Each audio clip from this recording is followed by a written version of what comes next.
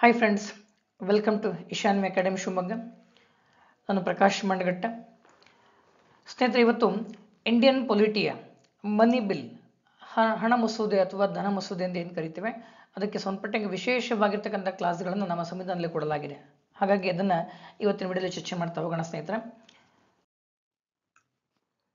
ಮನಿ bill, ಈ ಮನಿ ಬಿಲ್ಗೆ ಸಂಬಂಧಪಟ್ಟಂಗೆ ನಮ್ಮ ಸಂವಿಧಾನದಲ್ಲಿ 110ನೇ ವಿಧಿಯಲ್ಲಿ ಅದನ್ನು ವ್ಯಾಖ್ಯಾನ ಮಾಡಲಾಗುತ್ತೆ. ಅಂದರೆ ಯಾವುದನ್ನು ಮನಿ ಬಿಲ್ ಅಂತ ಕರಿಬೇಕು, ಯಾವುದನ್ನು ಕರಿಬಾರದು ಅಂತೇಳಿ ನಮ್ಮ ಸಂವಿಧಾನ 110ನೇ ವಿಧಿ ತಿಳಿಸುತ್ತೆ. ಸಾಮಾನ್ಯವಾಗಿ ತೆರಿಗೆ, ಸರ್ಕಾರದ ಖರ್ಚು ಮತ್ತು ಇತರೆ ಹಣಕಾಸಿನ ವಿಚಾರಗಳಿಗೆ ಸಂಬಂಧಪಟ್ಟಂಗೆ ವ್ಯವಹಾರ ಮಾಡ್ತಕ್ಕಂಥ ಬಿಲ್ಲನ್ನು ಮನಿ ಬಿಲ್ ಅಂತೇಳಿ ಕರೆಯಲಾಗುತ್ತೆ. ಇಲ್ಲಿ ನಮ್ಮ ಸಂವಿಧಾನದ 108ನೇ ವಿಧಿ, 109, 110, 111 ಮತ್ತು 117ನೇ ವಿಧಿಗಳು, ನಮ್ಮ ಸಂವಿಧಾನ 108, 109, 110, 111 ಮತ್ತು 117ನೇ ವಿಧಿಗಳು ಹಾಗೂ ಲೋಕಸಭೆಯ ಕಾರ್ಯವಿಧಾನ ಮತ್ತು ನಡವಳಿಕೆಯ ನಿಯಮಗಳಾಗಿರ್ತಕ್ಕಂಥ 72ನೇ ನಿಯಮ, 96ನೇ ನಿಯಮ, 103 ಮತ್ತು 108ನೇ ನಿಯಮಗಳಲ್ಲಿ ಈ ಮನಿ ಬಿಲ್ಗೆ ಸಂಬಂಧಪಟ್ಟಂಗೆ ವಿಶೇಷವಾಗಿರ್ತಕ್ಕಂಥ ಅವಕಾಶನ ಕಲ್ಪಿಸಿಕೊಳ್ಳಲಾಗಿದೆ ಅಥವಾ ವ್ಯವಹಾರವನ್ನು ಮಾಡುತ್ತದು. ಇಲ್ಲಿ ಹಾಗಾದರೆ ಈ ಅನುಚ್ಛೇದಗಳು ಏನನ್ನು ಹೇಳುತ್ತೆ ನೋಡಿ. ಅನುಚ್ಛೇದ 108, ನಮ್ಮ ಸಂವಿಧಾನ 108ರಲ್ಲಿ ಕೆಲವು ಸಂದರ್ಭಗಳಲ್ಲಿ ಉಭಯ ಸದನಗಳ ಜಂಟಿ ಅಧಿವೇಶನ ಕರಿಬೇಕಾ ಬೇಡವಾ ಅನ್ನೋದನ್ನು ಉಲ್ಲೇಖ ಮಾಡುತ್ತೆ. 109ನೇ ವಿಧಿ ಹಣದ ಬಿಲ್ಗಳಿಗೆ ಸಂಬಂಧಿಸಿದಂತೆ ವಿಶೇಷವಾಗಿರ್ತಕ್ಕಂಥ ವಿಧಾನವನ್ನು ಅನುಸರಣೆ ಮಾಡೋದ್ರ ಬಗ್ಗೆ ಉಲ್ಲೇಖ ಮಾಡುತ್ತೆ. 110ನೇ ವಿಧಿ ಹಣದ ಬಿಲ್ಗಳನ್ನು ವ್ಯಾಖ್ಯಾನ ಮಾಡುತ್ತೆ. ಈಗಾಗಲೇ ಹೇಳಿದೆ ನಾನು, ವಾಟ್ ಈಸ್ ಮನಿ ಬಿಲ್, ಯಾವುದು ಮನಿ bill, which is money bill, ಯಾವುದು ಮನಿ ಬಿಲ್ ಅನ್ನೋದನ್ನು ಹೇಳೋದಕ್ಕೆ 110ನೇ ವಿಧಿ ಉಲ್ಲೇಖ ಮಾಡಬೇಕಾಗತ್ತೆ. ಇನ್ನು 111ನೇ ವಿಧಿ ಆ ಬಿಲ್ಗಳಿಗೆ ಒಪ್ಪಿಗೆ ಸಂಬಂಧಪಟ್ಟದನ್ನು ಉಲ್ಲೇಖ ಮಾಡುತ್ತೆ. ಇನ್ನು 117ನೇ ವಿಧಿ ಹಣಕಾಸು ಮಸೂದೆಗಳಿಗೆ ವಿಶೇಷವಾಗಿರ್ತಕ್ಕಂಥ ನಿಬಂಧನೆಗಳನ್ನು ಉಲ್ಲೇಖ ಮಾಡುತ್ತೆ ನಮ್ಮ ಸಂವಿಧಾನದಲ್ಲಿ. ಇಷ್ಟು 108ರಿಂದ 111ರವರೆಗಿನ ವಿಧಿಗಳು ಮತ್ತು 117ನೇ ವಿಧಿ ನಮ್ಮ ಸಂವಿಧಾನದಲ್ಲಿ ಮನಿ ಬಿಲ್ಗೆ ಸಂಬಂಧಪಟ್ಟಂಗೆ ವಿಶೇಷವಾಗಿರ್ತಕ್ಕಂತಹ ಕ್ಲಾಸ್ಗಳನ್ನು ಕೊಟ್ಟಿದೆ. ಹಾಗಾದ್ರೆ ಮನಿ ಬಿಲ್ ಅಂದರೆ ಏನು, ವಾಟ್ ಈಸ್ ಮನಿ ಬಿಲ್? ಸಾಮಾನ್ಯವಾಗಿ ಹಣದ ಮಸೂದೆ ಅನ್ನುವಂಥದ್ದು ಈ ತೆರಿಗೆ ಹಾಗೆಯೇ ಸಾರ್ವಜನಿಕ ವೆಚ್ಚದಂಥ ಹಣಕಾಸಿನ ವಿಷಯಗಳಿಗೆ ಸಂಬಂಧಪಟ್ಟ ಒಂದು ಶಾಸನ ಅಥವಾ ಶಾಸನಬದ್ಧ ದಾಖಲೆ, ಒಂದು ಲೆಜಿಸ್ಲೇಟಿವ್ ಡಾಕ್ಯುಮೆಂಟ್ ಅಂತೇಳಿ ಉಲ್ಲೇಖ ಮಾಡ್ಬೋದು. ಇನ್ನೊಂದು ಅರ್ಥದಲ್ಲಿ ಭಾರತದ ಕನ್ಸಾಲಿಡೇಟ್ ಫಂಡ್ ಏನಿದೆ, ಆ ಫಂಡಿನಿಂದ ಹಣವನ್ನು ವಿನಿಯೋಗ ಮಾಡೋದಕ್ಕೆ ಸಂಬಂಧಪಟ್ಟಂಥ ಒಂದು ಶಾಸನವೇ ಮನಿ ಬಿಲ್. ಸಾಮಾನ್ಯವಾಗಿ ಈ ಬಿಲ್ಲು ಸಾರ್ವಜನಿಕ ತೆರಿಗೆ, ಸಾರ್ವಜನಿಕ ಖರ್ಚು ಮತ್ತು ಸಾರ್ವಜನಿಕ ಸಾಲದಂಥ ಹಣಕಾಸಿನ ವಿಷಯಗಳಿಗೆ ಸಂಬಂಧಪಟ್ಟಂತೆ ವ್ಯವಹಾರವನ್ನು ಮಾಡುತ್ತೆ. ಅಂಥ ಮಸೂದೆನ ನಾವು ಮನಿ ಬಿಲ್ ಅಂತೇಳಿ ಕರಿತೇವೆ ಅಥವಾ ಹಣದ ಮಸೂದೆ ಅಂತೇಳಿ ಕರಿತೇವೆ. ನಮ್ಮ ಸಂವಿಧಾನದ 110/1ನೇ ವಿಧಿ, ಅದರೊಳಗೆ ಬರ್ತಕ್ಕಂತಹ 110/1ನೇ ವಿಧಿಯ ಏನಿಂದ ಜಿವರೆಗಿನ ಉಪವಿಧಿಗಳೇನಿದ್ದಾವೆ ಇವು ಭಾರತದ ಕನ್ಸಾಲಿಡೇಟ್ ಫಂಡ್ ಮತ್ತು ತೆರಿಗೆ ವಿಷಯ ಸಂಬಂಧಪಟ್ಟಂಗೆ, ಅಂದರೆ ಹಣದ ಬಿಲ್ಗಳಿಗೆ ಸಂಬಂಧಪಟ್ಟಂಗೆ ಯಾವುದನ್ನು ಹಣದ ಬಿಲ್ ಅಂತ ಕರಿಬೋದು ಅನ್ನೋದನ್ನ ಉಲ್ಲೇಖ ಮಾಡುತ್ತೆ. ಹಾಗಾದ್ರೆ ಯಾವುದು ಮನಿ ಬಿಲ್ಲು? ಹಾಗಾದ್ರೆ ಎಲ್ಲ ಬಿಲ್ಗಳನ್ನು ಮನಿ ಬಿಲ್ ಅಂತ ಕರೆಯಲಾಗತ್ತಾ? ಹಣಕಾಸಿಗೆ ಸಂಬಂಧಪಟ್ಟದಾಗಿದ್ರೂ ಕೂಡ ಕೆಲವೊಂದನ್ನು ಮನಿ ಬಿಲ್ ಅಂತೇಳಿ ಪರಿಗಣಿಸಕ್ಕೆ ಸಾಧ್ಯ ಇಲ್ಲ. ಹಾಗಾಗಿನೇ ನಮ್ಮ ಸಂವಿಧಾನದ 110/1ನೇ ವಿಧಿಯ ಏನಿಂದ ಎಫ್ ವರೆಗಿನ ವಿಧಿಗಳಲ್ಲಿ ಯಾವುದನ್ನು ಮನಿ ಬಿಲ್ ಅಂತೇಳಿ ಕರಿಬೋದು ಅನ್ನೋದನ್ನು ತುಂಬ ಸ್ಪಷ್ಟವಾಗಿ ಉಲ್ಲೇಖ ಮಾಡಲಾಗಿದೆ. ಅಂಥ ವಿಷಯಗಳನ್ನು ಒಳಗೊಂಡಿದ್ರೆ ಮಾತ್ರ ಆ ಬಿಲ್ಲನ್ನು ಮನಿ ಬಿಲ್ ಅಥವಾ ಧನ ಮಸೂದೆ ಅಂತೇಳಿ ಕರೆಯಲಾಗುತ್ತೆ ಅಥವಾ ಪರಿಗಣಿಸಲಾಗುತ್ತೆ. ಹಾಗಾದರೆ ಒನ್ ಬೈ ನೋಡೋಣ. 110/1ನೇ ವಿಧಿಯ ಎ ಉಪವಿಧಿ ಏನು ಹೇಳುತ್ತೆ ಅಂದರೆ, ಯಾವುದೇ ತೆರಿಗೆ ಹೇರಿಕೆ, ನಿರ್ಮೂಲನೆ, ಉಪಶಮನ, ಬದಲಾವಣೆ ಅಥವಾ ನಿಯಂತ್ರಣ, ಯಾವುದೇ ಹೊಸ ಟ್ಯಾಕ್ಸನ್ನು ಹೇರಬೇಕು ಅಂದರೆ ಅಥವಾ ಚೇಂಜಸ್ ಮಾಡಬೇಕು ಅಂತಂದರೆ ಅದು ಬದಲಾವಣೆ ಮಾಡಬೇಕಂದ್ರೂ ಕೂಡ ಅದು ಸಂಬಂಧಪಟ್ಟಂಥ ಬಿಲ್ಲು. ಆಮೇಲೆ 110/1B ಏನು ಹೇಳುತ್ತೆ ಅಂದರೆ, ಭಾರತ ಸರ್ಕಾರದಿಂದ ಹಣವನ್ನು ಎರವಲು ಪಡೆಯುವ ಅಥವಾ ಅಂತಹ ಯಾವುದೇ ಗ್ಯಾರಂಟಿ ಕೊಡುವಂಥ ಪ್ರಯತ್ನ ಏನಿದೆ ಅಂತಹ ಬಿಲ್ಗಳು. ಸಿ ವಿಧಿ ಏನು ಹೇಳುತ್ತೆ ಅಂದರೆ, ಕನ್ಸಾಲಿಡೇಟ್ ಫಂಡ್ ಮತ್ತು ಅಥವಾ ಕಾಂಟಿಜೆನ್ಸಿ ಫಂಡ್ಗೆ ಸಂಬಂಧಪಟ್ಟಂತೆ ಆ ಫಂಡ್ಗಳಿಗೆ ಹಣವನ್ನು ಪಾವತಿ ಮಾಡೋದಾಗಿರ್ಬೋದು ಅಥವಾ ಆ ನಿಧಿಯಿಂದ ಯಾವುದೇ ಹಣವನ್ನು ವಾಪಸ್ ತೆಗೆದುಕೊಳ್ಳೋದು, ಹಿಂತೆಗೆದುಕೊಳ್ಳುವಂಥ ಬಿಲ್ಗಳಾಗಿದ್ದರೆ. ಡಿ ವಿಧಿ ಭಾರತದ ಕನ್ಸಾಲಿಡೇಟ್ ಫಂಡ್ನಿಂದ ಹಣದ ವಿನಿಯೋಗ, ಅಂದರೆ ಭಾರತದ ಕನ್ಸಾಲಿಡೇಟ್ ಫಂಡಿಂದ ಅಲ್ಲಿಂದ ಹಣವನ್ನು ಖರ್ಚು ಮಾಡೋಕ್ಕೆ ಸಂಬಂಧಪಟ್ಟಂಥ ಬಿಲ್ ಆಗಿದ್ದರೆ ಅದನ್ನು ಮನಿ ಬಿಲ್ ಅಂತೇಳಿ ಕರೆಯಲಾಗುತ್ತೆ. ಇನ್ನು ಭಾರತದ ಕನ್ಸಾಲಿಡೇಟ್ ಫಂಡ್ನಲ್ಲಿ ವಿಧಿಸಲಾದ ಯಾವುದೇ ವೆಚ್ಚವನ್ನು ಖರ್ಚು ಅಂತೇಳಿ ಘೋಷಣೆ ಮಾಡೋದಾಗಿರ್ಬೋದು ಅಥವಾ ಅಂಥ ಯಾವುದೇ ಖರ್ಚು ಅಥವಾ ವೆಚ್ಚವನ್ನು ಆ ಮೊತ್ತವನ್ನು ಹೆಚ್ಚಿಸುವಂತಹ ಸಂಬಂಧಪಟ್ಟಂಥ ಬಿಲ್ಗಳನ್ನು ಕೂಡ ಮನಿ ಬಿಲ್ ಅಂತೇಳಿ ಕರೆಯಲಾಗುತ್ತೆ.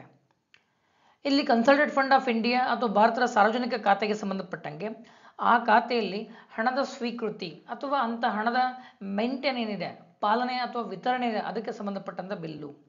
ಈ ಜಿ ವಿಧಿ ಹೇಳುತ್ತಂದರೆ, ಈ ಏನಿಂದ ಎಫ್ ವರೆಗಿರ್ತಕ್ಕಂಥ ಏನು ಮೆನ್ಷನ್ ಮಾಡಿದೆ ಆ ಎಲ್ಲ ವಿಷಯಗಳಿಗೆ ಸಂಬಂಧಪಟ್ಟಂಥ ಯಾವುದೇ ಬಿಲ್ಲನ್ನು ನಾವು ಮನಿ ಬಿಲ್ ಅಂತೇಳಿ ಕರಿಬೋದು ಅಂತೇಳಿ ನಮ್ಮ ಸಂವಿಧಾನ 110(1) ವಿಧಿಯಲ್ಲಿ ತುಂಬ ಸ್ಪಷ್ಟವಾಗಿ ಹೇಳಲಾಗುತ್ತೆ. ಹಾಗಾದರೆ ಏನಿಂದ ಎಫ್ ವರೆಗೆ ಏನಿವೆಲ್ಲ ಅಂಶಗಳಿದ್ದಾವೆ ಈ ಅಂಶಗಳನ್ನು ಒಳಗೊಂಡಿರ್ತಕ್ಕಂಥ ಬಿಲ್ಲನ್ನು ಮನಿ ಬಿಲ್ ಅಂತೇಳಿ ಕನ್ಸಿಡರ್ ಮಾಡಲಾಗುತ್ತೆ. ಯಾವುದು ಮನಿ ಬಿಲ್ ಅಲ್ಲ? ಹಣಕಾಸಿನ ವ್ಯವಹಾರಕ್ಕೆ ಸಂಬಂಧಪಟ್ಟಿದ್ರೂ ಕೂಡ ಕೆಲವೊಂದು ಬಿಲ್ಗಳನ್ನು ಮನಿ ಬಿಲ್ ಅಂತೇಳಿ ಕರೆಯೋದಕ್ಕೆ ಸಾಧ್ಯ ಇಲ್ಲ. ಹಾಗಾದ್ರೆ ಯಾವುದನ್ನ? ಅದಕ್ಕೆ 110ನೇ ವಿಧಿ ಕೆಲ ನಿಬಂಧನೆಗಳನ್ನು ನಿರ್ದಿಷ್ಟಪಡಿಸುತ್ತೆ. ಯಾವುದನ್ನ ಹಣಕಾಸಿಗೆ ಸಂಬಂಧಪಟ್ಟಿದ್ದಾಗಿದ್ರೂ ಕೂಡ ಮನಿ ಬಿಲ್ ಅಂತೇಳಿ ಕರೆಯೋದಕ್ಕೆ ಸಾಧ್ಯ ಇಲ್ಲ ಅನ್ನೋದನ್ನ 110ನೇ ವಿಧಿಯಲ್ಲೇ ಉಲ್ಲೇಖ ಮಾಡಲಾಗಿದೆ. ಯಾವುದು ಅಂತಂದರೆ ಪ್ರಮುಖವಾಗಿ ದಂಡ ಅಥವಾ ಇತರ ವಿತ್ತೀಯ ದಂಡಗಳನ್ನು ವಿಧಿಸೋದು, ಪೆನಾಲ್ಟಿ, ಫೈನ್ ಮತ್ತು ಪೆನಾಲ್ಟಿಗಳನ್ನು ಸಂಬಂಧಪಟ್ಟಂತ ಬಿಲ್ ಆಗಿರ್ಬೋದು. ಹಾಗೆಯೇ ಪರವಾನಗಿಗಳಿಗೆ ಶುಲ್ಕದ ಬೇಡಿಕೆ ಅಂದರೆ ಇಲ್ಲಿ ಪಾಸ್ಪೋರ್ಟ್ ಶುಲ್ಕ, ಹಾಗೆಯೇ ನ್ಯಾಯಾಲಯದ ಶುಲ್ಕ, ಕೋರ್ಟ್ ಶುಲ್ಕ ಅಂತ ಏನು ಕರಿತೇವೆ, ಈ ಥರದ ಸೇವೆಗಳಿಗೆ ಸಂಬಂಧಪಟ್ಟಂಥ ಶುಲ್ಕಕ್ಕೆ ಸಂಬಂಧಪಟ್ಟ ಬಿಲ್ ಆಗಿದ್ದರೆ ಅದು ಕೂಡ ಹಣಕಾಸಿನಿಗೆ ವ್ಯವಹಾರ ಮಾಡುತ್ತೆ. ಆದರೆ ಇಂತಹ ಸೇವೆಗೆ ಸಂಬಂಧಪಟ್ಟಂಥ ಶುಲ್ಕಗಳೇನಿದ್ದಾವೆ ಅಂಥ ವಿಚಾರಗಳನ್ನು ಒಳಗೊಂಡಂಥ ಬಿಲ್ಲನ್ನು ಮನಿ ಬಿಲ್ ಅಂತೇಳಿ ಕರೆಯೋದಕ್ಕೆ ಸಾಧ್ಯ ಇಲ್ಲ. ಹಾಗೆಯೇ ಸ್ಥಳೀಯ ಉದ್ದೇಶಗಳಿಗಾಗಿ ಯಾವುದೇ ಸ್ಥಳೀಯ ಪ್ರಾಧಿಕಾರ ಅಥವಾ ಯಾವುದೇ ಸ್ಥಳೀಯ ಸಂಸ್ಥೆ ತನ್ನ ವ್ಯಾಪ್ತಿಗೆ ಬರ್ತಕ್ಕಂಥ ಯಾವುದೇ ರೀತಿಯ ತೆರಿಗೆ ಹೇರಿಕೆ, ನಿರ್ಮೂಲನೆ, ಉಪಶಮನ, ಬದಲಾವಣೆ ಅಥವಾ ನಿಯಂತ್ರಣಕ್ಕೆ ಸಂಬಂಧಪಟ್ಟಂಥ ಬಿಲ್ಗಳನ್ನು ಮಂಡಿಸೋದಾಗಿದ್ದರೆ ಅದನ್ನು ಕೂಡ ಮನಿ ಬಿಲ್ ಅಂತೇಳಿ ಕರೆಯಕ್ಕೆ ಸಾಧ್ಯ ಇಲ್ಲ. ಯಾಕೆಂದರೆ ಸಾಮಾನ್ಯವಾಗಿ ಸ್ಥಳೀಯ ತೆರಿಗೆಗಳಿದ್ದಾವೆ ಇವುಗಳನ್ನು ಕೇಂದ್ರ ಸರ್ಕಾರದ ಹಣಕಾಸಿನ ಭಾಗ ಅಂತೇಳಿ ಪರಿಗಣಿಸಲಾಗೋದಿಲ್ಲ. ಹಾಗಾಗಿನೇ ಸ್ಥಳೀಯ ಉದ್ದೇಶಕ್ಕಾಗಿ ಸ್ಥಳೀಯ ಪ್ರಾಧಿಕಾರ ಸಂಸ್ಥೆಗಳಿಂದ ಹಾಕ್ತಕ್ಕಂಥ ಅಥವಾ ಹೇರ್ತಕ್ಕಂಥ ತೆರಿಗೆ ಇರ್ಬೋದು ಅಥವಾ ತೆರಿಗೆ ಬದಲಾವಣೆ ಇರ್ಬೋದು ಅಥವಾ ತೆರಿಗೆಯನ್ನು ರಿಮೂವ್ ಮಾಡೋದಿರ್ಬೋದು, ಇಂಥವು ಸಂಬಂಧಪಟ್ಟಂಥ ಬಿಲ್ ಇದ್ದರೆ ಈ 3 ವಿಷಯಗಳನ್ನು ಒಳಗೊಂಡಿದ್ದರೆ ಅಂತಹ ಸಂಗತಿಗಳನ್ನು ಅಥವಾ ಬಿಲ್ಗಳನ್ನು ನಾವು ಮನಿ ಬಿಲ್ ಅಂತೇಳಿ ಪರಿಗಣಿಸೋದಕ್ಕೆ ಸಾಧ್ಯ ಆಗೋದಿಲ್ಲ ಸ್ನೇಹಿತರೆ. ಇನ್ನು ಮನಿ ಬಿಲ್ಗಳ ಪ್ರಮಾಣೀಕರಣ ಯಾರು ಮಾಡ್ತಾರೆ? ಹಾಗಾದ್ರೆ ಮನಿ ಬಿಲ್ನಲ್ಲಿ ಲೋಕಸಭೆಯ ಸ್ಪೀಕರ್ ಪಾತ್ರ ಏನು? ಇದನ್ನು ನಾವು ಗಮನಿಸೋ ಪ್ರಯತ್ನ ಮಾಡೋಣ. ಹಾಗಾದ್ರೆ ಯಾವುದೇ ಬಿಲ್ಲನ್ನು ಇದು ಮನಿ ಬಿಲ್ ಅಥವಾ ಮನಿ ಬಿಲ್ ಅಲ್ವೋ ಅಂತ ನಿರ್ಧಾರ ಮಾಡೋರು ಯಾರು? ನಮ್ಮ ಸಂವಿಧಾನ 110(3) ವಿಧಿ ಪ್ರಕಾರವಾಗಿ ಯಾವುದೇ ಬಿಲ್ಲನ್ನು ಮನಿ ಬಿಲ್ ಅಂತೇಳಿ ಡಿಸೈಡ್ ಮಾಡೋ ಅಧಿಕಾರ ಸಂಪೂರ್ಣವಾಗಿ ಲೋಕಸಭೆಯ ಸ್ಪೀಕರಿಗಿದೆ. ಲೋಕಸಭೆ ಸ್ಪೀಕರು ಯಾವುದೇ ಬಿಲ್ಲನ್ನು ಮನಿ ಬಿಲ್ಲು ಅಥವಾ ಮನಿ ಬಿಲ್ ಅಲ್ಲ ಅಂತ ನಿರ್ಧಾರ ಮಾಡ್ತಕ್ಕಂಥ ಏಕೈಕ ಅಧಿಕಾರನ ಹೊಂದಿದೆ ಆ ವಿಧಿ ಪ್ರಕಾರವಾಗಿ. ಆದರೆ ಈ ಮನಿ ಬಿಲ್ ಏನಿದೆ ಆ ಮನಿ ಬಿಲ್ ಆಗಿದೆ ಅಥವಾ ಇಲ್ಲ ಅಂತಕ್ಕಂಥ ಪ್ರಶ್ನೆ ಉದ್ಭವ ಆದರೆ ಆ ಕುರಿತು ಲೋಕಸಭೆಯ ಸ್ಪೀಕರ್ ತೀರ್ಮಾನ ಅಂತಿಮವಾಗಿರುತ್ತೆ. ಈಗ ಯಾರಾದರೂ ಅಬ್ಜೆಕ್ಷನ್ ಮಾಡಿದರೆ ಯಾರಾದರೂ ಮೆಂಬರ್ಗಳು ಇದು ಮನಿ ಬಿಲ್ ಅಲ್ಲ ಅಂತೇಳಿ ನಮ್ಮ ಸಂವಿಧಾನ 110ನೇ ವಿಧಿಯಲ್ಲಿ ಏನು ಉಲ್ಲೇಖ ಮಾಡಲಾಗಿದೆ 110(1) ವಿಧಿಯಲ್ಲಿ ಅದಕ್ಕೆ ಸಂಬಂಧಪಟ್ಟಿಲ್ಲ ಅಂತೇಳಿ ಪ್ರಶ್ನೆ ಮಾಡಿದರೆ ಅಂಥ ಸಂದರ್ಭದಲ್ಲಿ ಕೂಡ ಲೋಕಸಭೆ ಸ್ಪೀಕರ್ ತೀರ್ಮಾನ ಇದು ಮನಿ ಬಿಲ್ ಅಥವಾ ಮನಿ ಬಿಲ್ ಅಲ್ಲ ಅಂತ ಹೇಳುವಂಥದ್ದು ಅಧಿಕಾರ ಕೇವಲ ಲೋಕಸಭೆಯ ಸ್ಪೀಕರಿಗೆ ಮಾತ್ರ ಇದೆ. ಒಂದು ಸಾರಿ ಸ್ಪೀಕರ್ ಅದನ್ನು ಮನಿ ಬಿಲ್ ಅನ್ನು ಪ್ರಮಾಣೀಕರಣ ಮಾಡಿದರೆ ಅದನ್ನು ಪ್ರಶ್ನೆ ಮಾಡುವಂತಿಲ್ಲ, ಅಂತಿಮ ಅಧಿಕಾರವನ್ನು ಅವರು ಹೊಂದಿರ್ತಾರೆ. ಹಾಗಾಗಿ ಹಣದ ಬಿಲ್ಗೆ ಸಂಬಂಧಪಟ್ಟಂಗೆ ಅವುಗಳನ್ನ ಪ್ರಮಾಣೀಕರಣ ಮಾಡ್ತಕ್ಕಂಥ ಏಕೈಕ ಅಧಿಕಾರ ಯಾರಿಗಿದೆ ಅಂದರೆ ಲೋಕಸಭೆಯ ಸ್ಪೀಕರಿಗೆ ಮಾತ್ರ ಇದೆ. ಇನ್ನು ಮನಿ ಬಿಲ್ ಮತ್ತು ಲೋಕಸಭೆ ಈ ಹಣದ ಮಸೂದೆಗೆ ಅಥವಾ ಮನಿ ಬಿಲ್ಗೆ ಸಂಬಂಧಪಟ್ಟಂತೆ ಲೋಕಸಭೆಯ ಪಾತ್ರ ಏನು? ಸಾಮಾನ್ಯವಾಗಿ ನಮ್ಮೆಲ್ಲರೂ ಕೂಡ ಗೊತ್ತಿರೋ ಹಾಗೆ ನಮ್ಮ ಸಂವಿಧಾನದ ವ್ಯವಸ್ಥೆಯಲ್ಲಿ ಹಣದ ಮಸೂದೆಗಳಿಗೆ ಸಂಬಂಧಪಟ್ಟಂಗೆ ಲೋಕಸಭೆಗೆ ವಿಶೇಷವಾದಂಥ ಮತ್ತು ಹೆಚ್ಚಿನ ಅಧಿಕಾರನ ಕೊಡಲಾಗಿದೆ. ನಮ್ಮ ಸಂವಿಧಾನ 112ನೇ ವಿಧಿ ಪ್ರಕಾರವಾಗಿ ಈ ಮನಿ ಬಿಲ್ಗೆ ಸಂಬಂಧಪಟ್ಟಂತೆ ವಿಶೇಷ ಅಧಿಕಾರನ ಲೋಕಸಭೆ ಪಡ್ಕೊಂಡಿದೆ. ಇಲ್ಲಿ ವಿಶೇಷವಾಗಿ ನೋಡೋದಾದರೆ ಹಣದ ಮಸೂದೆಯನ್ನು ಲೋಕಸಭೆಯಲ್ಲಿ ಮಾತ್ರ ಮಂಡಿಸಬಹುದು, ಬೇರೆ ಕಡೆ ಮಂಡಿಸೋಕೆ ಸಾಧ್ಯ ಇಲ್ಲ. ಬೇರೆ ಕಡೆ ಅಂದರೆ ರಾಜ್ಯಸಭೆಯಲ್ಲಿ ಮಂಡಿಸೋ ಆಗಿಲ್ಲ. ಅದು ಕೂಡ ಲೋಕಸಭೆಯಲ್ಲಿ ಮಂಡಿಸೋರು ಕೂಡ ರಾಷ್ಟ್ರಪತಿಗಳ ಪೂರ್ವಾನುಮತಿ ಕಡ್ಡಾಯ ನಮ್ಮ ಸಂವಿಧಾನ 113ನೇ ವಿಧಿ ಉಲ್ಲೇಖ ಮಾಡುತ್ತೆ. ಯಾಕೆಂದರೆ ಹಣಕಾಸಿಗೆ ಧನ ವಿನಿಯೋಗಕ್ಕೆ ಸಂಬಂಧಪಟ್ಟಂತೆ ಯಾವುದೇ ಬಿಲ್ಗಳನ್ನ ಪರಿಚಯ ಮಾಡಬೇಕು ಅಥವಾ ಇಂಟ್ರೊಡ್ಯೂಸ್ ಮಾಡಬೇಕು ಲೋಕಸಭೆಯಲ್ಲಿ ಅಥವಾ ರಾಜ್ಯಸಭೆಯಲ್ಲಿ ಅಂತಂದರೆ ಅದನ್ನು 113ನೇ ವಿಧಿ ಪ್ರಕಾರವಾಗಿ ರಾಷ್ಟ್ರಪತಿಗಳ ಪೂರ್ವಾನುಮತಿ ಕಡ್ಡಾಯ. ರಾಷ್ಟ್ರಪತಿಗಳ ಪೂರ್ವಾನುಮತಿ ಪಡ್ಕೊಂಡೆ ಲೋಕಸಭೆಯಲ್ಲಿ ಮಾತ್ರ ಮನಿ ಬಿಲ್ಲನ್ನು ಮಂಡಿಸಬೇಕು, ರಾಜ್ಯಸಭೆಯಲ್ಲಿ ಮಂಡಿಸೋದಕ್ಕೆ ಬರೋದಿಲ್ಲ. ಅದು ವಿಶೇಷವಾಗಿರ್ತಕ್ಕಂಥ ಅಧಿಕಾರ ಲೋಕಸಭೆಗಿದೆ. ಜೊತೆಗೆ ನಮ್ಮ ಸಂವಿಧಾನ 108ನೇ ವಿಧಿ ಏನು ಹೇಳುತ್ತೆ ಅಂದರೆ ಯಾವುದೇ ಬಿಲ್ಗಳಿಗೆ ಸಂಬಂಧಪಟ್ಟಂಗೆ ರಾಜ್ಯಸಭೆ ಮತ್ತು ಲೋಕಸಭೆಯಲ್ಲಿ ವಿವಾದ ಉಂಟಾದರೆ ಅಂಥ ಸಂದರ್ಭದಲ್ಲಿ ನಮ್ಮ ರಾಷ್ಟ್ರಪತಿಗಳು 108ನೇ ವಿಧಿಯ ಪ್ರಕಾರವಾಗಿ ಜಂಟಿ ಅಧಿವೇಶನ ಕರೆದು ಅದನ್ನು ಬಗೆಹರಿಸಬೇಕಾಗತ್ತೆ. ಆದರೆ ಮನಿ ಬಿಲ್ಗಳಿಗೆ ಸಂಬಂಧಪಟ್ಟಂಗೆ ಜಂಟಿ ಅಧಿವೇಶನ ಕರೆಯುವ ಅಗತ್ಯ ಉದ್ಭವ ಆಗೋದೇ ಇಲ್ಲ. ಯಾಕೆಂದರೆ 108ನೇ ವಿಧಿಯ ನಿಬಂಧನೆಗಳು ಮನಿ ಬಿಲ್ಗೆ ಅನ್ವಯಿಸೋದಿಲ್ಲ ಅಂತೇಳಿ ನಮ್ಮ ಸಂವಿಧಾನ ತುಂಬ ಸ್ಪಷ್ಟವಾಗಿ ಉಲ್ಲೇಖ ಮಾಡುತ್ತೆ. ಹಾಗಾಗಿ ಮನಿ ಬಿಲ್ಗಳಿಗೆ ಸಂಬಂಧಪಟ್ಟಂಗೆ ವಿವಾದ ಅಥವಾ ಏನೇ ಉದ್ಭವ ಆದರೆ ಅಲ್ಲಿ ಜಂಟಿ ಅಧಿವೇಶನಕ್ಕೆ ಅವಕಾಶವನ್ನು ಕೊಡೋದಕ್ಕೆ ಸಾಧ್ಯ ಇಲ್ಲ. ಹಾಗಾಗಿ ಇಲ್ಲಿ ಲೋಕಸಭೆಗೆ ವಿಶೇಷವಾದ ಮತ್ತು ಪರಮಾಣು ಅಧಿಕಾರ ಇರೋದನ್ನ ನಾವು ಇಲ್ಲಿ ಕಾಣ್ತೇವೆ. ಜೊತೆಗೆ ಮನಿ ಬಿಲ್ಗಳನ್ನು ಸರ್ಕಾರಿ ಬಿಲ್ ಅಂತೇಳಿ ಪರಿಗಣಿಸೋದ್ರಿಂದ ಕೇವಲ ಇದನ್ನು ಒಬ್ಬ ಮಂತ್ರಿ ಮಾತ್ರ ಮಂಡಿಸ್ಬೋದು, ಬೇರೆ ಯಾವುದೇ ಸದಸ್ಯನ ಮಂಡಿಸೋಕ್ಕೆ ಸಾಧ್ಯ ಇಲ್ಲ. ಕೇವಲ ಒಬ್ಬ ಮಂತ್ರಿ ಮಾತ್ರ, ಸಚಿವರು ಮಾತ್ರ ಈ ಸರ್ಕಾರಿ ಬಿಲ್ ಅಂತೇಳಿ ಕರೀತಕ್ಕಂಥ ಮನಿ ಬಿಲ್ಲನ್ನು ಲೋಕಸಭೆಯಲ್ಲಿ ಮಂಡಿಸಬಹುದು.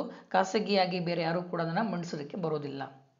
ಜೊತೆಗೆ ಈ ಮನಿ ಬಿಲ್ಗೆ ಸಂಬಂಧಪಟ್ಟಂಗೆ ವಿಶೇಷ ಅಧಿಕಾರ ಲೋಕಸಭೆಗಿದೆ. ನಮ್ಮ ಸಂವಿಧಾನಕ್ಕೆ ವ್ಯವಸ್ಥೆಯಲ್ಲಿ ಯಾವುದೇ ಮಸೂದೆ ಜಾರಿಯಾಗಬೇಕು ಅಂದರೆ ಅದು ಎರಡೂ ಸದನಗಳಲ್ಲಿ ಅಂಗೀಕಾರ ಆಗಬೇಕು, ರಾಜ್ಯಸಭೆ ಮತ್ತು ಲೋಕಸಭೆ. ಆದರೆ ಲೋಕಸಭೆಗೆ ಮನಿ ಬಿಲ್ಗೆ ಸಂಬಂಧಪಟ್ಟಂಗೆ ವಿಶೇಷವಾದಂಥ ಅಧಿಕಾರನ ಕೊಡಲಾಗಿದೆ. ಲೋಕಸಭೆಯಲ್ಲಿ ಅಂಗೀಕಾರವಾಗಿರ್ತಕ್ಕಂಥ ಹಣದ ಮಸೂದೆಯನ್ನು, ಮನಿ ಬಿಲ್ಲನ್ನು ರಾಜ್ಯಸಭೆಗೆ ಕಳಿಸಿಕೊಟ್ಟಾಗ ರಾಜ್ಯಸಭೆ ಆರ್ಟಿಕಲ್ 109/5 ಪ್ರಕಾರವಾಗಿ, ನಮ್ಮ ಸಂವಿಧಾನ 109/5 ಪ್ರಕಾರವಾಗಿ ಈ ಮನಿ ಬಿಲ್ಲನ್ನು 14 ದಿನಗಳ ಒಳಗಡೆ ಹಿಂದಿರುಗಿಸಬೇಕು. ವಿತಿನ್ 14 ಡೇಸ್, 14 ದಿನದ ಒಳಗಡೆ ಹಿಂದಿರುಗಿಸಬೇಕು. ಹಿಂದಿರುಗಿಸಿಲ್ಲ ಅಂತಂದರೆ ಆ ಮಸೂದೆಯನ್ನು ಮೂಲ ರೂಪದಲ್ಲಿ, ಯಾವ ರೂಪದಲ್ಲಿ ಲೋಕಸಭೆ ಅಂಗೀಕಾರ ಮಾಡಿ ಕಳಿಸಿತ್ತೋ ಅದೇ ರೂಪದಲ್ಲೇ ಈ ಎರಡೂ ಸದನಗಳು ಅಂಗೀಕಾರ ಮಾಡಿದವೆ ಅಂತಲೇ ಪರಿಗಣಿಸಿ ರಾಷ್ಟ್ರಪತಿಗಳ ಅಂಕಿತಕ್ಕೆ ಕಳಿಸ್ಕೊಡಲಾಗುತ್ತೆ. ಇದು ವಿಶೇಷವಾಗಿರ್ತಕ್ಕಂಥ ಅಧಿಕಾರ ಲೋಕಸಭೆಗೆ. ಅಂದರೆ ರಾಜ್ಯಸಭೆಗೆ ಮನಿ ಬಿಲ್ಗೆ ಸಂಬಂಧಪಟ್ಟಂಗೆ ವಿಶೇಷ ಅಧಿಕಾರ ಇಲ್ಲ. 14 ದಿನ ಒಳಗಡೆ ಕೊಡಬೇಕು ವಾಪಸ್. ಅದು ಚರ್ಚೆ ಮಾಡ್ಬೋದು, ಬಿಡ್ಬೋದು, ಅಥವಾ ತಿದ್ದುಪಡಿನ ಸೂಚಿಸ್ಬೋದು, ಅಥವಾ ಇಲ್ಲೇನೂ ಇರ್ಬೋದು. ಆದರೆ ಈ 14 ದಿನ ಕೂಡ ಹೇಗೆ ಕನ್ಸಿಡರ್ ಆಗುತ್ತೆ ಅಂತಂದರೆ, ಲೋಕಸಭೆಯಿಂದ ಪಾಸಾಗಿ ರಾಜ್ಯಸಭೆಗೆ ಕಳಿಸಲ್ಪಟ್ಟಂತಹ ಈ ಹಣದ ಮಸೂದೆನಿದೆ, ರಾಜ್ಯಸಭೆಯ ಸೆಕ್ರೆಟರಿಯೇಟಲ್ಲಿ ಯಾವಾಗ ರಿಸೀವ್ ಆಗುತ್ತೋ ಆ ದಿನಾಂಕದಿಂದಲೇ 14 ದಿನ ಅಂತೇಳಿ ಕನ್ಸಿಡರ್ ಆಗುತ್ತೆ.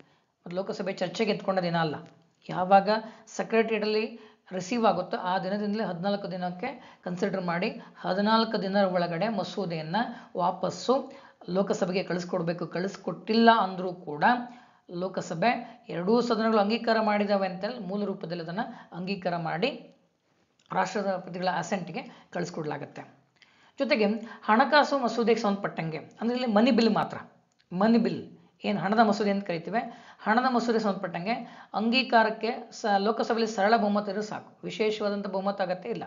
ಕೆಲ ಸಂದರ್ಭಗಳಲ್ಲಿ ವಿಶೇಷವಾದ ಬಹುಮತ ಅಗತ್ಯ ಇದೆ, ಆದರೆ ಈ ಮನಿ ಬಿಲ್ಗೆ ವಿಶೇಷವಾದಂಥ ಬಹುಮತದ ಅಗತ್ಯ ಇಲ್ಲ, ಕೇವಲ ಸರಳ ಬಹುಮತ ಇದ್ರೂ ಸಾಕಾಗತ್ತೆ, ಅದು ಪಾಸ್ ಮಾಡ್ಬೋದು.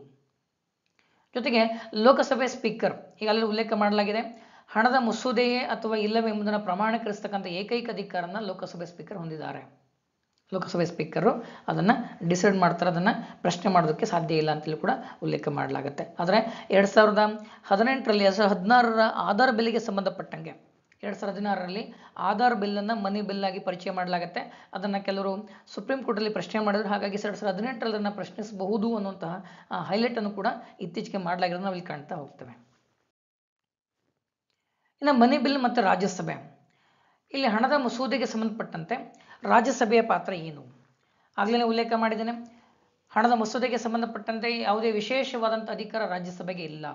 ನಮ್ಮ ಸಂವಿಧಾನ ಅನುಚ್ಛೇದ 109/1 ಪ್ರಕಾರವಾಗಿ ರಾಜ್ಯಸಭೆಯಲ್ಲಿ ಹಣದ ಮಸೂದೆಯನ್ನು ಮಂಡಿಸಬೇಕು ಅಂತಿಲ್ಲ. ಈ ರಾಜ್ಯಸಭೆ ಹಣದ ಮಸೂದೆಗೆ ಕೇವಲ ಶಿಫಾರಸುಗಳನ್ನು ಮಾತ್ರ ಕಳಿಸ್ಬೋದು. ಅದು ಲೋಕಸಭೆಯಿಂದ ಪಾಸಾಗಿ ರಾಜ್ಯಸಭೆಗೆ ಹೋದಾಗ ಶಿಫಾರಸುಗಳನ್ನು ಮಾಡಬಹುದು, ಆದರೆ ಮಸೂದೆಯನ್ನು ತಿರಸ್ಕರಿಸೋದಕ್ಕಾಗಲಿ ಅಥವಾ ತಿದ್ದುಪಡಿ ಮಾಡೋದಕ್ಕಾಗಲಿ ಯಾವುದೇ ಅಧಿಕಾರ ರಾಜ್ಯಸಭೆಗಿಲ್ಲ. ಕೇವಲ ಪರಿಷ್ಕರಣೆಗಳನ್ನು ಮಾತ್ರ ಸೂಚಿಸಬಹುದು. ಮತ್ತೊಮ್ಮೆ ಹೇಳ್ತಾ ಇದ್ದೀನಿ ಸ್ನೇಹಿತರೆ, ಮನಿ ಬಿಲ್ಗೆ ಸಂಬಂಧಪಟ್ಟಂತೆ ರಾಜ್ಯಸಭೆಗೆ ವಿಶೇಷ ಅಧಿಕಾರಗಳಿಲ್ಲ. ಅದು ಕೇವಲ ಶಿಫಾರಸು ಮಾತ್ರ ಮಾಡಬಹುದು ಬಿಟ್ಟರೆ ಮಸೂದೆಯನ್ನು ರಿಜೆಕ್ಟ್ ಮಾಡೋದಕ್ಕಾಗಲಿ ಅಥವಾ ಅಮೆಂಡ್ ಮಾಡೋದಕ್ಕಾಗಲಿ ಅದಕ್ಕೆ ಅಧಿಕಾರ ಇಲ್ಲ. ಕೇವಲ ಪರಿಷ್ಕರಣೆಗಳನ್ನು ಮಾತ್ರ ಸೂಚಿಸಬಹುದು. ಅದು ಕೂಡ ಎಷ್ಟು ದಿವಸದ ಒಳಗಡೆ? 14 ದಿನದ ಒಳಗಡೆ ಲೋಕಸಭೆಗೆ ಹಿಂತಿರುಗಿಸಬೇಕು. 14 ದಿನದ ಒಳಗಡೆ ಹಿಂತಿರುಗಿಸಿಲ್ಲ ಅಂದರೂ ಕೂಡ ಅದನ್ನು ಅಂಗೀಕಾರ ಮಾಡುವ ಅಧಿಕಾರ ಲೋಕಸಭೆಗೆ ಇದೆ. ಅಥವಾ ರಾಜ್ಯಸಭೆ ಮಾಡ್ತಕ್ಕಂಥ ಯಾವುದೇ ಶಿಫಾರಸುಗಳನ್ನು ಲೋಕಸಭೆ ಅಂಗೀಕರಿಸಬಹುದು ಅಥವಾ ತಿರಸ್ಕರಿಸಬಹುದು, ಆದರೆ ಅದನ್ನು ಪ್ರಶ್ನಿಸುವ ಅಧಿಕಾರ ರಾಜ್ಯಸಭೆಗೆ ಇಲ್ಲ. ನಾನು ಕಳಿಸಲ್ಪಟ್ಟಂತಹ ತಿದ್ದುಪಡಿಗಳನ್ನು ಅಥವಾ ಸಲಹೆಗಳನ್ನು ಅಥವಾ ಪರಿಷ್ಕರಣೆಗಳನ್ನು ಅಂಗೀಕಾರ ಮಾಡಿಲ್ಲ ಅಂತೇಳಿ ಅದನ್ನು ಪ್ರಶ್ನೆ ಮಾಡ್ತಕ್ಕಂಥ ಅಧಿಕಾರ ರಾಜ್ಯಸಭೆಗೆ ಇಲ್ಲ. ಹಾಗಾಗಿ ರಾಜ್ಯಸಭೆಗೆ ಹಣಕಾಸು ಮಸೂದೆಗೆ ಸಂಬಂಧಪಟ್ಟಂಗೆ ಅತ್ಯಂತ ಸೀಮಿತ ಅಧಿಕಾರ ಇರೋದನ್ನು ಮಾತ್ರ ನಾವಿಲ್ಲಿ ಕಾಣ್ತೇವೆ. ಹಣದ ಬಿಲ್ ಮತ್ತು ರಾಷ್ಟ್ರಪತಿ, ಇಲ್ಲಿ ಮನಿ ಬಿಲ್ಗೆ ಸಂಬಂಧಪಟ್ಟಂಗೆ ರಾಷ್ಟ್ರಪತಿಗಳ ಅಧಿಕಾರ ಏನು? ಇಲ್ಲಿ ರಾಷ್ಟ್ರಪತಿಗಳ ಆಗ್ಲೇ ಉಲ್ಲೇಖ ಮಾಡಿದ್ದೇವೆ. ಸಾಮಾನ್ಯವಾಗಿ 113ನೇ ವಿಧಿ ಪ್ರಕಾರವಾಗಿ ರಾಷ್ಟ್ರಪತಿಗಳ ಪೂರ್ವಾನುಮತಿ ಇಲ್ಲದೆ ಲೋಕಸಭೆಯಲ್ಲಿ ಯಾವುದೇ ಹಣಕಾಸು ಮಸೂದೆಗಳನ್ನು ಮಂಡಿಸುವ ಹಾಗಿಲ್ಲ. ಹಾಗಾಗಿ ರಾಷ್ಟ್ರಪತಿಯರು ಹಣದ ಬೆಲೆಗೆ ಸಂಬಂಧಪಟ್ಟಂಗೆ ಪೂರ್ವಾನುಮತಿಯನ್ನು ಕೊಡಲಾಗುತ್ತೆ. ಅಂದರೆ ಲೋಕಸಭೆ ಮಂಡಿಸಿದರೆ ರಾಷ್ಟ್ರಪತಿಗಳ ಗಮನಕ್ಕೆ ಮೊದಲೇ ತೆಗೆದುಕೊಂಡ್ಬಂದು ಅವರ ಅನುಮತಿನ ಪಡ್ಕೊಂಡು ಲೋಕಸಭೆಯಲ್ಲಿ ಹಣದ ಬಿಲ್ಲನ್ನು ಪರಿಚಯಿಸಬೇಕು. ನಮ್ಮ ಸಂವಿಧಾನ 111ನೇ ವಿಧಿ ಪ್ರಕಾರವಾಗಿ ರಾಷ್ಟ್ರಪತಿಯವರಿಗೆ ವೀಟೋ ಅಧಿಕಾರನ ನೀಡಿದೆ. ರಾಷ್ಟ್ರಪತಿಯವರಿಗೆ 111ನೇ ವಿಧಿ ಪ್ರಕಾರ ವಿಟೋ ಪವರನ್ನು ಹೊಂದಿದ್ದಾರೆ. ಆದರೆ ಮನಿ ಬಿಲ್ಗಳಿಗೆ ಸಂಬಂಧಪಟ್ಟಂಗೆ ಪೂರ್ಣವಾಗಿ ತಮ್ಮ ಅಧ್ಯಕ್ಷ ವಿಟೋ ಅಧಿಕಾರವನ್ನು ಚಲಾಯಿಸೋದಕ್ಕೆ ಅವಕಾಶ ಇಲ್ಲ. ಹಾಗಾಗಿ ಮನಿ ಬಿಲ್ಲಿಗೆ ಸಂಬಂಧಪಟ್ಟಂಗೆ ರಾಷ್ಟ್ರಪತಿ ಕೇವಲ ಹಣದ ಮಸೂದೆಗೆ ತಮ್ಮ ಒಪ್ಪಿಗೆ ನೀಡಬಹುದು ಅಥವಾ ತಡೆ ಹಿಡಿಬಹುದು. ಆದರೆ ಅದನ್ನು ವಾಪಸ್ ಕಳಿಸೋಂಗಿಲ್ಲ. ಬೇರೆ ಆರ್ಡಿನರಿ ಬಿಲ್ಗಳನ್ನು ಸದನಕ್ಕೆ ವಾಪಸ್ ಕಳಿಸ್ಬೋದು ರಾಷ್ಟ್ರಪತಿ. ಆದರೆ ಮನಿ ಬಿಲ್ ಸ್ಪೀಕರ್ ಅವರು ಯಾವುದೇ ಬಿಲ್ಲನ್ನು ಮನಿ ಬಿಲ್ ಅಂತೇಳಿ ಪ್ರಮಾಣೀಕರಿಸಿ ಲೋಕಸಭೆಯ ಅಂಗೀಕಾರ ಮಾಡಿ ರಾಷ್ಟ್ರಪತಿಗಳ ಒಪ್ಪಿಗೆಗೆ ಕಳಿಸಲ್ಪಟ್ಟರೆ ಅಂತಹ ಮನಿ ಬಿಲ್ಲನ್ನು ರಾಷ್ಟ್ರಪತಿಗಳು ತಮ್ಮ ಅಧಿಕಾರನ ಬಳಕೆ ಮಾಡಿಕೊಂಡು ಒಪ್ಪಿಗೆ ಕೊಡಬಹುದು ಅಥವಾ ತಡೆ ಹಿಡಿಯಬಹುದು. ಆದರೆ ವಾಪಸ್ಸು ಸದನಕ್ಕೆ ಹಿಂತಿರುಗಿಸೋ ಹಾಗಿಲ್ಲ. ಈ ವಿಚಾರದಲ್ಲಿ ಯಾವುದೇ ಅಧ್ಯಕ್ಷ ವೀಟೋವನ್ನು ಚಲಾಯಿಸೋಂಗಿಲ್ಲ. ಹಾಗಾಗಿ ಲೋಕಸಭೆ ಅಧ್ಯಕ್ಷ ವೀಟೋ ಇಲ್ಲದೇ ಸರ್ಕಾರವು ಹಣಕಾಸು ನೀತಿಗಳನ್ನು ಜಾರಿಗೊಳಿಸುವುದು ಅನ್ನೋದನ್ನು ಖಚಿತಪಡಿಸುವಂಥ ಅವಕಾಶ ನಾವಿಲ್ಲಿ ಕಾಣ್ತೇವೆ. ಹಾಗಾಗಿ ಇಲ್ಲಿ ಲೋಕಸಭೆಗೆ ವಿಶೇಷವಾದ ಅಧಿಕಾರ ಇದೆ. ಯಾಕೆಂದರೆ ಸರ್ಕಾರದ ಆಡಳಿತಕ್ಕೆ ಯಾವುದೇ ರೀತಿಯ ಹಣಕಾಸಿನ ತೊಂದರೆಗಳು ಆಗಬಾರ್ದು ಅನ್ನೋ ಕಾರಣಕ್ಕಾಗಿ ಕೆಲವೊಂದು ವಿಶೇಷವಾಗಿರ್ತಕ್ಕಂತಹ ಅಧಿಕಾರವನ್ನು ಲೋಕಸಭೆಗೆ ಮನಿ ಬಿಲ್ಲಿಗೆ ಸಂಬಂಧಪಟ್ಟಂಗೆ ಕೊಡಲಾಗಿದೆ. ಹಾಗಾಗಿನೇ ಬೇರೆ ಎಲ್ಲ ಮಸೂದೆಗಳಿಗೆ ಸಂಬಂಧಪಟ್ಟಂಗೆ ಹಣಕಾಸು ಮಸೂದೆ ಬೇರೆ, ಮನಿ ಬಿಲ್ ಬೇರೆ. ಇಲ್ಲಿ ಹಣಕಾಸು ಮಸೂದೆಗಳಿಗೆ ರಾಷ್ಟ್ರಪತಿ ಅದನ್ನು ವಾಪಸ್ ತೆಗೆದುಕೋಬಹುದು, ಅದು ವಾಪಸ್ ಕಳಿಸ್ಕೊಡ್ಬೋದು. ಮತ್ತು ಹಣಕಾಸು ಮಸೂದೆಗಳಿಗೆ ರಾಜ್ಯಸಭೆಯಲ್ಲಿ ಕೂಡ ಚರ್ಚೆಯನ್ನು ಮಾಡ್ಕೋಬಹುದು. ಆದರೆ ಮನಿ ಬಿಲ್ ಅಂತ ಏನು ಕರಿತೀವಿ, ವಿಶೇಷವಾಗಿ ಈ ಮನಿ ಬಿಲ್ಗಳಿಗೆ ಈ ಅಧಿಕಾರವನ್ನು ಬಳಸೋಂಗಿಲ್ಲ ರಾಷ್ಟ್ರಪತಿ ಆಗಲಿ ಅಥವಾ ರಾಜ್ಯಸಭೆ ಆಗಲಿ. ಇದು ವಿಶೇಷವಾಗಿರ್ತಕ್ಕಂಥ ಸಂಗತಿ ನಮ್ಮ ಸಂವಿಧಾನದಲ್ಲಿ ಮಾಡಲ್ಪಟ್ಟಿರ್ತಕ್ಕಂಥದ್ದು. ಇನ್ನು ಮನಿ ಬೆಲೆಗೆ ಸಂಬಂಧಪಟ್ಟಂತೆ ಈ ಹಿಂದೆ UPSC IAS ಪ್ರಿಲಿಮ್ಸಲ್ಲಿ ಕೇಳಿರ್ತಕ್ಕಂಥ ಕೆಲ ಪ್ರಶ್ನೆಗಳನ್ನು ನಿಮ್ಮೊಟ್ಟಿಗೆ ಚರ್ಚೆ ಮಾಡೋದಕ್ಕೆ ಆಯ್ಕೆ ಮಾಡ್ಕೊಂಡಿದ್ದೆ ಸ್ನೇಹಿತರೆ. ಪ್ರಶ್ನೆ ಒಂದಾಗಿ ನೋಡೋಣ. ಮನಿ ಬೆಲೆಗೆ ಸಂಬಂಧಪಟ್ಟಂತೆ ಈ ಕೆಳಗಿನ ಯಾವ ಹೇಳಿಕೆಗಳು ಸರಿಯಾಗಿಲ್ಲ? 2018ರಲ್ಲಿ ಕೇಳಲ್ಪಟ್ಟಂಥ ಪ್ರಶ್ನೆ ಇದು. ಎ, ಯಾವುದೇ ತೆರಿಗೆ ವಿಧಿಸುವಿಕೆ, ರದ್ದತಿ, ಉಪಶಮನ, ಬದಲಾವಣೆ ಅಥವಾ ನಿಯಂತ್ರಣಕ್ಕೆ ಸಂಬಂಧಿಸಿದ ನಿಬಂಧನೆಗಳನ್ನು ಮಾತ್ರ ಒಳಗೊಂಡಿದ್ದರೆ ಅದನ್ನು ಹಣದ ಬಿಲ್ ಎಂದು ಪರಿಗಣಿಸಲಾಗುತ್ತದೆ. ಬಿ, ಮನಿ ಬಿಲ್ ಭಾರತದ ಕನ್ಸಾಲಿಡೇಟೆಡ್ ಫಂಡ್ ಅಥವಾ ಭಾರತದ ಆಕಸ್ಮಿಕ ನಿಧಿಯ ಪಾಲನೆಗಾಗಿ ನಿಬಂಧನೆಗಳನ್ನು ಹೊಂದಿದೆ.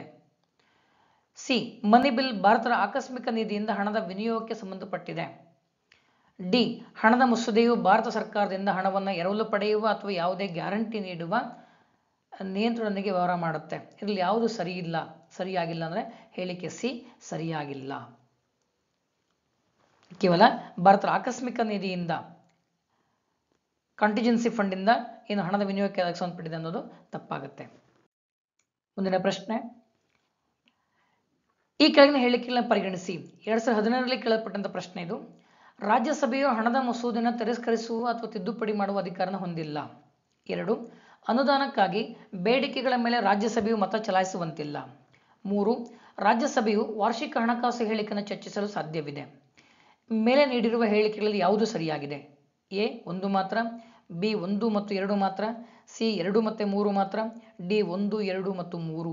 ಸರಿಯಾದ ಉತ್ತರ ಸ್ನೇಹಿತರೆ ಬಿ, 1 ಮತ್ತು 2 ಮಾತ್ರ. ಬಿ, 1 ಮತ್ತು 2 ಮಾತ್ರ ಸರಿಯಾಗಿದೆ. ರಾಜ್ಯಸಭೆಯು ವಾರ್ಷಿಕ ಹಣಕಾಸು ಹೇಳಿಕೆಯನ್ನು ಚರ್ಚಿಸೋಕೆ ಅಧಿಕಾರ ಇಲ್ಲ ಅಂತ ಹೇಳ್ತಾರೆ. ಇದು ತಪ್ಪು. ವಾರ್ಷಿಕ ಹಣಕಾಸು ಹೇಳಿಕೆ ಅಂದರೆ ಇಲ್ಲಿ ನಥಿಂಗ್ ಬಟ್ ಬಜೆಟ್ ಅನ್ನು ಚರ್ಚೆ ಮಾಡುವ ಅಧಿಕಾರ ರಾಜ್ಯಸಭೆಗಿದೆ. ಹಾಗಾಗಿ ಈ 2, 1 ಮತ್ತು 2ನೇ ಹೇಳಿಕೆಗಳು ಮಾತ್ರ ಸರಿಯಾಗಿದೆ. 3ನೇ ಹೇಳಿಕೆ ತಪ್ಪಾಗುತ್ತೆ. ಹಾಗಾಗಿ ಆಪ್ಷನ್ ಬಿ 1 ಮತ್ತು 2 ಮಾತ್ರ ಸರಿಯಾಗಿದೆ. 3ನೇ ಪ್ರಶ್ನೆ, ರಾಜ್ಯಸಭೆಯು ಹಣದ ಮಸೂದೆಯನ್ನು ಗಣನೀಯವಾಗಿ ತಿದ್ದುಪಡಿ ಮಾಡಿದರೆ ಏನು ಅನುಸರಿಸುತ್ತಾರೆ? 2013ರಲ್ಲಿ ಇದನ್ನು ಕೇಳಲಾಗಿದೆ. ಎ, ಲೋಕಸಭೆಯು ರಾಜ್ಯಸಭೆಯ ಶಿಫಾರಸುಗಳನ್ನು ಅಂಗೀಕರಿಸುವ ಅಥವಾ ಅಂಗೀಕರಿಸದೆ ಇನ್ನೂ ಮಸೂದೆಯನ್ನು ಪಾಸು ಮಾಡಬಹುದು. ಬಿ, ಲೋಕಸಭೆಯು ಮಸೂದೆಯನ್ನು ಮುಂದೆ ಪರಿಗಣಿಸಲು ಸಾಧ್ಯವಿಲ್ಲ. ಸಿ, ಲೋಕಸಭೆಯ ಮಸೂದೆಯನ್ನು ಮರುಪರಿಶೀಲನೆಗಾಗಿ ರಾಜ್ಯಸಭೆಗೆ ಕಳುಹಿಸಬಹುದು. ಡಿ, ರಾಷ್ಟ್ರಪತಿಗಳು ಮಸೂದೆಯನ್ನು ಅಂಗೀಕರಿಸಲು ಜಂಟಿ ಅಧಿವೇಶನ ಕರೆಯಬಹುದು. ಸರಿಯಾದ ಉತ್ತರ ಎ, ರಾಜ್ಯಸಭೆಯು ಶಿಫಾರಸುಗಳನ್ನು ಅಂಗೀಕರಿಸಬಹುದು ಅಥವಾ ಅಂಗೀಕರಿಸದೇ ಮಸೂದೆಯನ್ನು ಪಾಸ್ ಮಾಡುವ ಅಧಿಕಾರ ಲೋಕಸಭೆಗೆ ಇದೆ. ರಾಜ್ಯಸಭೆಗೆ ಹಣಕಾಸು ಮಸೂದೆ ಸಂಬಂಧಪಟ್ಟ ವಿಶೇಷ ಅಧಿಕಾರ ಇಲ್ಲ ಅನ್ನೋದನ್ನ ಈಗಾಗಲೇ ಸ್ಪಷ್ಟಪಡಿಸಿದ್ದೇವೆ. 108ನೇ ವಿಧಿ ಪ್ರಕಾರವಾಗಿ ರಾಷ್ಟ್ರಪತಿಗಳು ಜಂಟಿ ಅಧಿವೇಶನ ಕೂಡ ಕರೆಯೋದಕ್ಕೆ ಸಾಧ್ಯ ಇಲ್ಲ. ಲೋಕಸಭೆ ಮಸೂದೆನ ಮರುಪರಿಶೀಲನೆ ಮಾಡುವಂತೆ ರಾಜ್ಯಸಭೆ ಕಳಿಸುವಂತಹ ಪ್ರಮೇಯ ಕೂಡ ಉದ್ಭವ ಆಗೋದಿಲ್ಲ. ಯಾಕೆಂದ್ರೆ ಲೋಕಸಭೆಗೆ ಹಣದ ಮಸೂದೆಗೆ ಸಂಬಂಧಪಟ್ಟ ಪ್ರಮುಖ ಅಧಿಕಾರವನ್ನ ನಮ್ಮ ಸಂವಿಧಾನ ಕೊಟ್ಟಿದೆ. ಪ್ರಶ್ನೆ 4. ಲೋಕಸಭೆ ಮತ್ತು ರಾಜ್ಯಸಭೆ ನಡುವಿನ ಅಡೆತಡೆಯು ಅಂಗೀಕಾರದ ಸಮಯದಲ್ಲಿ ಸಂಸತ್ತಿನ ಜಂಟಿ ಅಧಿವೇಶನಕ್ಕೆ ಕರೆ ನೀಡುತ್ತದೆ. 2012ರಲ್ಲಿ ಕೇಳುವಂತಹ ಪ್ರಶ್ನೆ. 1 ಸಾಮಾನ್ಯ ಶಾಸನ, 2 ಮನಿ ಬಿಲ್, 3 ಸಂವಿಧಾನ ತಿದ್ದುಪಡಿ ಮಸೂದೆ. ಕೆಳಗಿನ ಕೋಡ್ಗಳನ್ನು ಬಳಸಿಕೊಂಡು ಸರಿಯಾದ ಉತ್ತರವನ್ನು ಆಯ್ಕೆ ಮಾಡಿ. ಆಪ್ಷನ್ ಎ 1 ಮಾತ್ರ, ಬಿ 2 ಮತ್ತು 3 ಮಾತ್ರ, ಸಿ 1 ಮತ್ತು 3 ಮಾತ್ರ, ಡಿ 1, 2 ಮತ್ತು 3. ಉತ್ತರ ಸಿ 1 ಮತ್ತು 3 ಮಾತ್ರ. ಈಗಾಗಲೇ ಸಾಮಾನ್ಯ ಹೇಳಲ್ಪಟ್ಟಿದೆ.